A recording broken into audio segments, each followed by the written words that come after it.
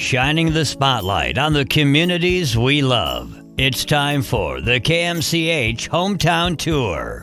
We are shining the spotlight this week on the wonderful community of Anamosa. Steve Wendell is joining us. Thank you, Steve, for talking a little bit about Anamosa. Thank you for having me, Eric. Your year as a counselor, we could talk about the history of the prison. I'm sure you have plenty of expertise in that. But as you were taking the role in the library, what were discoveries that you made about the community that you lived in? You know, I couldn't have chosen two more opposite careers. The prison, working in the prison and working in the library were polar opposites from one another. And it was an absolute joy to reconnect with the community. I had lived here for many years, but when you walk inside those walls, you are secluded. You are away from the heartbeat of the community.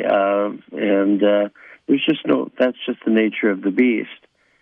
Working at the library, I was doing support work for the computers there and doing a lot of the genealogy and that sort of thing.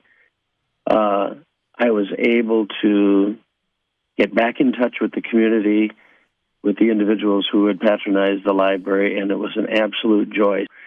We could talk about the prison because the correctional facility, came in really not much longer after the town was incorporated. They have been joined at the hip for virtually all of Anamosa's history. They're, like you mentioned, maybe 20, 30 years in the early days.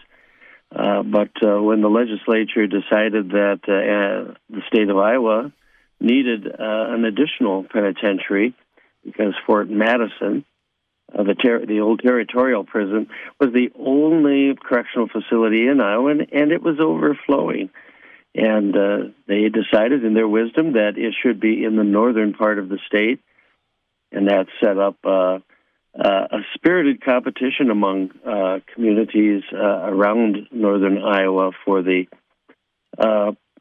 privilege, the prestige, and the economic benefits of landing a correctional institution, which would be a major employer and a linchpin for a growing community.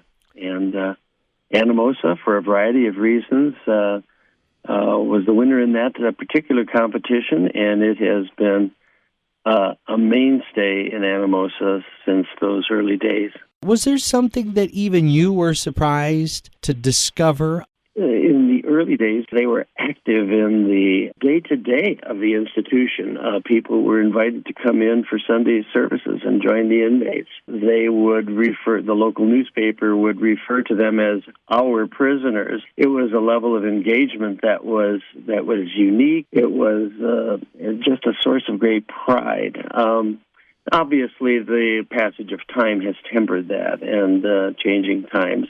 It's such a mainstay now that people go by it without a second thought. But if you haven't seen the penitentiary in Anamosa, it is well worth your drive to come and take a look at it from the outside. They don't offer public tours anymore, but you don't really need one. There's the museum that's open during the warmer months, and just seeing the facility for the first time is a rather breathtaking and sobering experience. They don't build them like this anymore. They just don't. And it would be worth your drive sometime when you have a little time. Well, having driven into Anamosa many times, I would totally agree with you, Steve. And I appreciate the perspective on that. It's been a great conversation. Thank you so much for talking to us. You're most welcome. Thanks again for having me, Eric.